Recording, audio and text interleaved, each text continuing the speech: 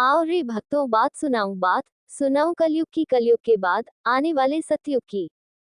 ये पंक्तियां हैं महान संत व कवि श्यामल दास की एक कविता की। ये कविता उन्होंने दिसंबर 1947 में देश की आजादी के वक्त लिखी थी और इसके अंदर देश के अंदर आने वाले समय में क्या कुछ होने वाला है, इसकी सारी जानकारी लिखी गई थी और इनकी भविष्यवाणियां इस कदर सच हो रही थी कि अंग्रेजों ने इनकी ज्यादातर भविष्यवाणियों को तब जलाकर नष्ट कर दिया था। लेकिन जो भविष्यवाणियां बची थी वो आपको बताऊं कि आज के समय में 100% सच हो रही हैं, जैसे कि भारत पाकिस्तान बीच में युद्ध होना और देश की प्रधानमंत्री इंदिरा गांधी की हत्या होना। इंदिरा गांधी की हत्या को लेकर इन्होंने लिखा था, देश पर आएगा नारी राज, तब पंजाब पर गिरेगी गाज, मौत से बदलेगा फिर ताज, बेटा भी चढ़ेगा कालबाज। इसके अंदर इन्होंने राजीव गांधी की हत्या का भी जिक्र करा था और इसके बाद नरेंद्र मोदी का भारत का प्रधानमंत्री बनना भी इन्होंने अपनी भविष्यवाणियों के अंदर लिखा था। इसके अलावा भी अन्य अनेकों ऐसी घटनाएं थी जो इन्होंने अपनी कविताओं के अंदर लिखी और वह आने वाले समय में सच्चाई की शक्ल में तब्दील हो गई। कवि श्यामल दास की कविताओं की एक प्रति जो कि सुरक्षित रखी गई थी, उसके अंदर जो भविष्यवाणी लिखी थी, उसके अंदर 2024 के चुनाव को मुख्य रखा गया था। इसके साथ ही भारत की राजधानी दिल्ली का हटकर किसी और शहर के अंदर जाना, तीसरे विश्व युद्ध के अंदर न्यूक्लियर हथियारों का प्रयोग होना और सबसे महत्वपूर्ण कलयुग का अंत होकर एक नए युग की शुरुआत होना। ये सारी प्रमुख घटनाएं भी इस पंक्ति के अंदर शामिल करी गई थी और कवि श्यामल दास की भविष्यवाणियां इसलिए खास हैं क्योंकि एकमात्र ऐसे कवि हैं जिनकी भविष्यवाणियों के अंदर हमें दिनांक व समय भी देखने को मिलता है कि कौन सी घटना किस दिनांक को होने वाली है। तो इस वीडियो के अंदर हम आपको कवि श्यामल दास की वह कविता पूरे विस्तार से बताएंगे, साथ ही आपको बताएंगे कि आखिर कौन थे वह कवि श्यामल दास जिनकी प्रतियों को जलाने के लिए अंग्रेजों ने दिन रात एक करके उनकी भविष्यवाणियों को जला दिया था। 10 साल तक उन्हें अपनी जेल में रखा था और आखिर ऐसी क्या वजह बनी कि एक क्रांतिकारी, एक संत बनकर देश को भविष्य दिखाने लग गया। दोस्तों, जानकारी में आगे बढ़ने से पहले आपसे हाथ जोड़कर निवेदन है कि वीडियो को पूरा जरूर देखिएगा। चैनल पर नए हैं तो आध्यात्मिक कथाएं चैनल को सब्सक्राइब कीजिएगा। इस चैनल पर आपको हमेशा ज्ञान से भारी जानकारियां, भक्तिमय कथाएं देखने को मिलती रहेगी। तो चलिए शुरू करते हैं। सबसे पहले आपको बता दें कि कवि श्यामल दास आखिर है कौन। कवि श्यामल दास एक स्वतंत्रता सेनानी भी रहे हैं। दरअसल ये बात है 23 दिसंबर 1912 की। भारत के गवर्नर जनरल लॉर्ड हॉर्डिंग्स का एक जुलूस निकल रहा था जिसके ऊपर बम गिराया गया था और इस घटना में मुख्य आरोपी का नाम आया था जोरावर सिंह, जिनका जन्म राजस्थान के उदयपुर जिले में हुआ था। जोरावर की गिरफ्तारी के एक महीना बाद ही कवि श्यामल दास को भी गिरफ्तार कर लिया गया। कोर्ट ने तो इन्हें 7 साल की ही सजा सुनाई थी, लेकिन अंग्रेजों ने सजा पूरी होने के बाद भी 10 साल तक इन्हें जेल के अंदर ही रखा और इसी दरमियान कवि श्यामल दास ने जेल के अंदर ही तपस्या करनी भी शुरू कर दी थी। कहते हैं कि इन्होंने सभी वेद पुराणों को कंठस्थ कर लिया था। वह तपस्या में इतने ज्यादा आगे बढ़ चुके थे कि अब वह भविष्य को भी देखने लग गए थे। इसी के चलते इन्होंने काफी सारी कविताएं लिखी, काफी किताबें लिखी, जिनके अंदर इन्होंने कविताओं के माध्यम से आने वाले समय का जिक्र करने लगे थे और धीरे धीरे करके जब लोगों के सामने इनकी वो कविताएं आने लगी जो आने वाले समय को दर्शाती थी, तो ये बात पहुंची अंग्रेज अफसरों तक भी। फिर इन्होंने उनकी सारी कविताओं को जलाना शुरू कर दिया था, लेकिन इनकी काफी सारी ऐसी कविताएं हैं जो कि तब सुरक्षित बच गई। वह लोग आज भी उन्हें सम्मान पूर्वक रखते हैं। उन्हीं में से एक कविता आज आपको बताने जा रहे हैं। इसके शब्द कुछ इस प्रकार है। आओ रे भक्तों बात सुनाऊं कलयुग की, कलयुग के बाद आने वाले सतयुग की। आओ रे भक्तों बात सुनाऊं, मातृभूमि आजाद हुई है, बराबर सबकी जात हुई है।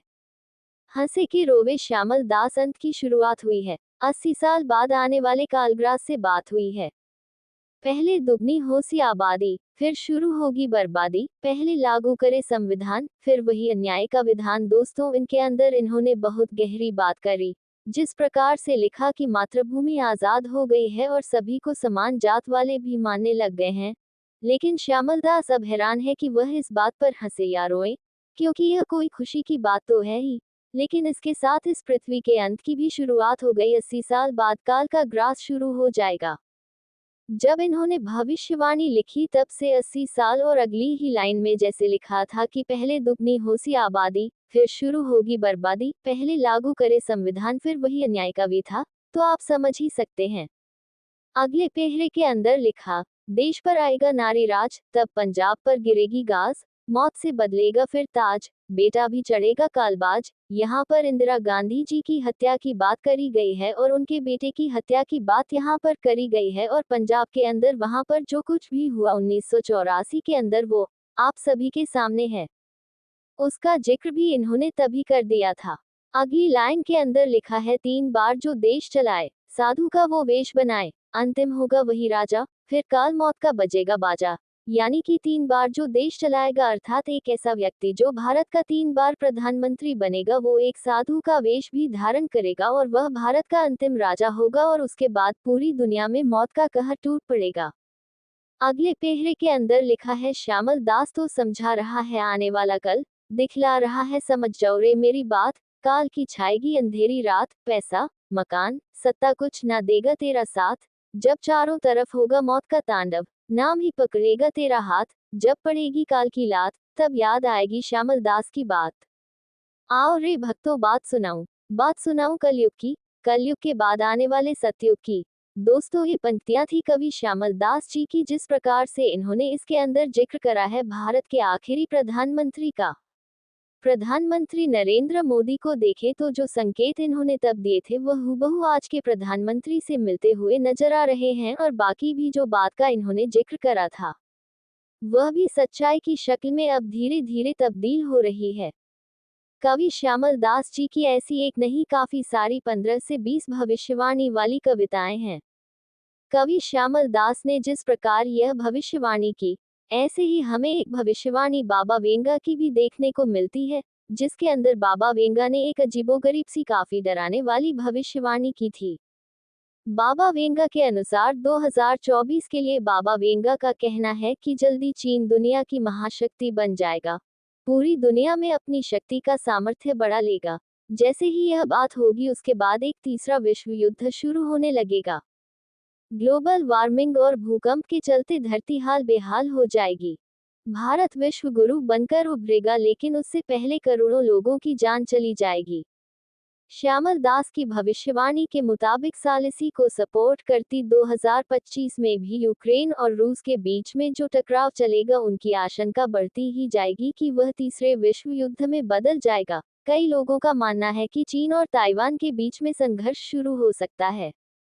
इसके साथ ही मानते हैं कि ताइवान की रक्षा के लिए अमेरिका आएगा और यह एक बड़े युद्ध का रूप लेगा। अगर समय सीमा की बात करें तो जो बात श्यामल दास जी ने अपनी भविष्यवाणी के अंदर समय बताया था, वैसा ही समय हमें नास्ट्राडामस की इस भविष्यवाणी के अंदर भी देखने को मिलता है। इसके अंदर उन्होंने कहा था कि नास्ट्राडामस की भविष्यवाणी थी कि पोप बदले जाएंगे, अगर ऐसा होता है पोप फ्रांसिस के स्थान पर कोई अन्य नया पोप आएगा। नास्ट्राडामस ने कहा था कि पोप फ्रांसिस आखिर सच्चे पोप होंगे, वह इसके बाद धीरे धीरे पृथ्वी अपने अंत की ओर बढ़ना शुरू कर देगी।